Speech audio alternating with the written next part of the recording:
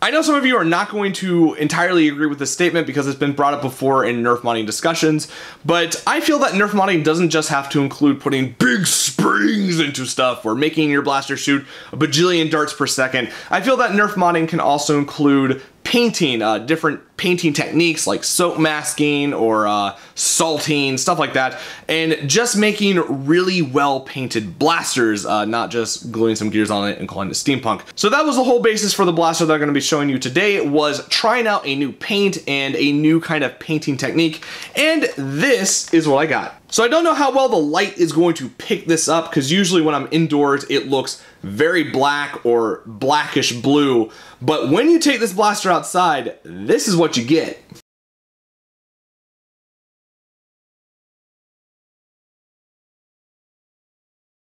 So what this is a Nerf Rebel Guardian crossbow that I have turned into a pistol, a little pump action pistol, because I think that's adorable.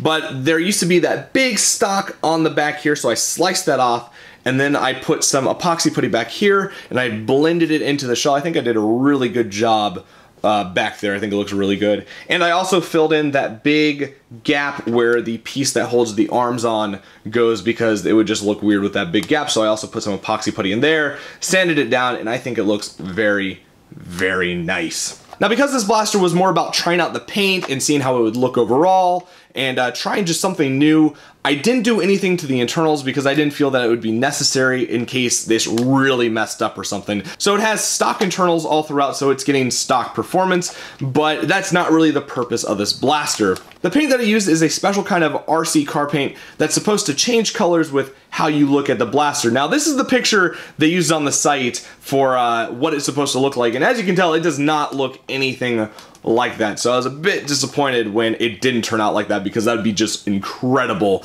However, I really do like how this turned out. Now, I'm not a big fan of completely black blasters, but this does have a very cool kind of trick to it, where it goes from being black indoors to being this very shiny teal and a bit of an orange and purple when you look around. And sometimes photos don't really show it off. It's very, very cool in person, but sometimes the whole blaster will be purple, and then as you change it, you'll have this teal kind of dissolve into it. It's very awesome in person. During the painting process, I ran out of the color changing paint, so that's why the tack rail is black and the cylinder is also black with orange. I wanted it to still blend in, so black was the best option for that, and I used the glossy clear coat to just make it all kind of fit together. Now, I'm not a big fan of glossy clear coat, but that's what they say to use with this, so that's what I did, and it really does help at least the main shell pop out. It really helps it shine through, which is great.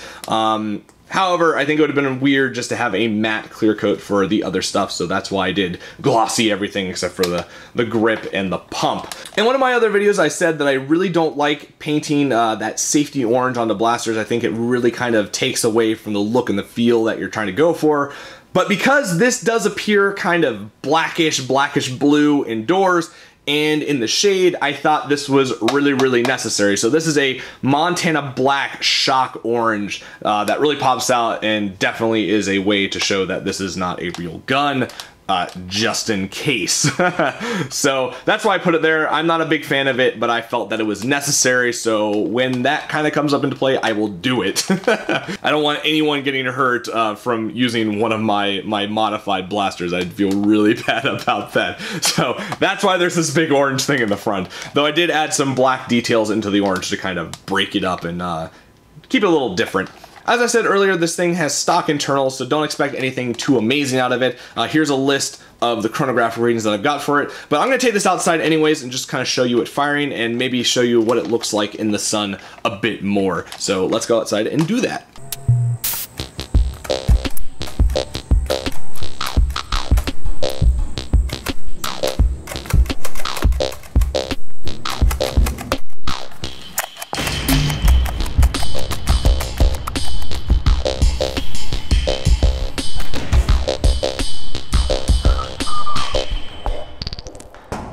Yeah, the performance on this is nothing to write home about. It's just stock performance, but that was definitely not the point of this blaster. I saw a paint that I thought might turn out really interesting, and even though it was not the results that I was looking forward to or expected. I think it turned out really, really nice. And that was the whole point of this project, was to try something new, give it a shot and experiment with it. And this is the result, and I'm very, very happy with it. So this build just turned out to be a flashy pump action strong arm, basically. But I want to know what you guys think of this paint job. How do you feel about it? Because I think it looks really cool, and I'm definitely interested in doing some more stuff like this. So leave a comment in the comment section, give me your thoughts on it. But it's just really cool to me. I just love picking it up and looking at it. Anyway, if you're interested in purchasing this blaster, because it will be for sale, I have a link to my web store in the description, and in the web store there is a blaster for sale that I haven't done a video on it yet, so think of that as a sneak peek.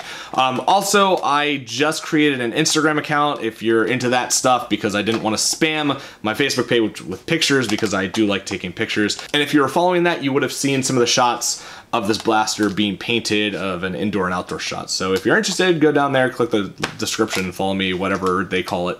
Follow, I guess. So yeah, nothing too wacky or insane or like overkill in this video, just me wanting to show off a paint job that I thought turned out nicely. So yeah, I hope you enjoyed this video, and as always, have a great day wherever you are.